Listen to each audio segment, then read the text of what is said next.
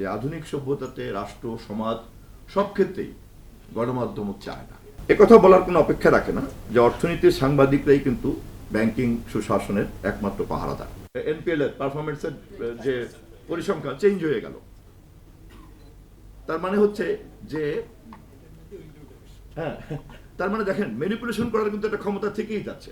আমি বেশি কথা বলার যেহেতু সময় নাই, আমি আর একটু বাড়িয়ে কথা বলতে চাচ্ছিলাম, বাট আমি শুধু আপনাদেরকে নিয়ে যাচ্ছি যে রাষ্ট্র স্ট্যাটিস্টিক্স ব্যুরোকে ব্যবহার করে তার কাঙ্ক্ষিত একটা মানে কি বলে পলিটিক্যাল রেটরিককে দেওয়ার জন্য সে ইনস্ট্রুমেন্ট হিসেবে ব্যবহার করছে স্ট্যাটিস্টিক্স ব্যুরোকে। একটা রাষ্ট্র কতটা নিম্ন পর্যায়ে হলে পারে এবং তার পরিচালনাকারীরা কতটা গণবিরোধী হলে পরে এই পরিমাণ ম্যানিপুলেশন করতে পারে। আমার যেহেতু এই পরিসংখ্যান দেখাতে হবে, সেই কারণে আদমশুমারিটা এরকম হইতে হবে। আমার যেহেতু এখন ঘুমের দরকার, সেই কারণে এখন বলতে হবে সূর্য উঠে নাই, এবং সমালোচনা সহ মানতে বাধ্য, অথবা এই সিস্টেমের মধ্যে গিয়ে নিজের একটা পার্সোনাল এজেন্ডাকে ফিট করার জন্য আমরা তখন ব্যস্ত হয়ে যাব। যিনি করতে পারবেন তিনি, তাকে আবার আমরা খুব স্মার্ট মনে করবো। হ্যাঁ, দেখছো সে কত স্মার্ট, ভেরি স্মার্ট জার্নালিস্ট, যে সে এই ফিল্ডে কাজ করে এবং at the same time he became or she became rich, very smart officer. এবং আমরা এরকম দেখেছি, কারণ এই অপরাধগুলি যখন আপনারা বলছি বা আমরা যখন আলোচনা করছি, তখন তো আর কোনো জিন পরিতে করে নাই, রক্ত মাংসের মানুষরাই তো এই সমস্ত দায়িত্বে পদে পদে ছিলেন।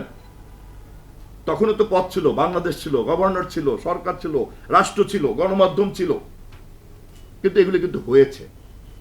এই জন্য ইন্ডিভিজুয়ালি কাউকে বলার আগে আমি মনে করি আমাদের সকলের কিন্তু বোঝা দরকার যে পুরো ব্যাপারটা কিন্তু সিস্টেমের মধ্যে নিহিত হয়ে বসে আছে। ফলে চাইলেই আমি আমার মতো করে ব্যালেন্স শিট দিতে পারি ভালো, চাইলেই আমি এটাকে পারফরমেন্স চেঞ্জ করতে পারি, একথা বলার কোনো অপেক্ষা রাখে না যে অর্থনীতির সাংবাদিকরাই কিন্তু ব্যাংকিং সুশাসনের একমাত্র পাহারাদার। অন্য কোনো পাহারাদার যে কাজ করে না তো বোঝাই গেছে।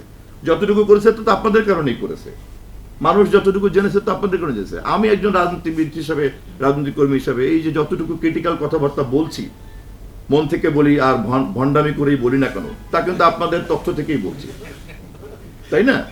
তো ইট ইজ ভেরি ক্লিয়ার যে এটার কোনো অপশন নাই। ভেরি ইন্টারেস্টিং পয়েন্ট, গণমাধ্যমের জবাবদিহিটা একটা কার কাছে থাকবে? আপনি কে যেন বলছেন, তথ্যমন্ত্রী হিসেবে আমাকে কিন্তু প্রতি মুহূর্তে এই কথা বলতে হয়। আমি অনেক বন্ধু সাংবাদিককে বলতে শুনেছি যে আমাদের একমাত্র অ্যাকাউন্টেবিলিটি হচ্ছে রিডার্সের কাছে। এবং এমনকি দেখা গিয়েছে অনেকে বলতে চাচ্ছেন সূত্র তো আমার জানলেই হবে, সূত্র তো না জানলেই হবে।